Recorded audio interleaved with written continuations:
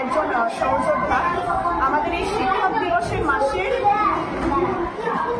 মাসে আমাদের আগামী সপ্তাহে একটি মহামিছিল আছে। আমরা চাইব এই মহামিছিলে আপনারা প্রত্যেকেই যোগ দিন এবং এই মিছিল সর্বতভাবে প্রত্যেক শিক্ষক এবং প্রত্যেকেই যেন আমাদের যারা জেলার সাধারণ সদস্যরা আছে প্রত্যেকেই আসবেন, এই মিছিলকে আপনারাই সাফল্যমণ্ডিত করে তুলবেন।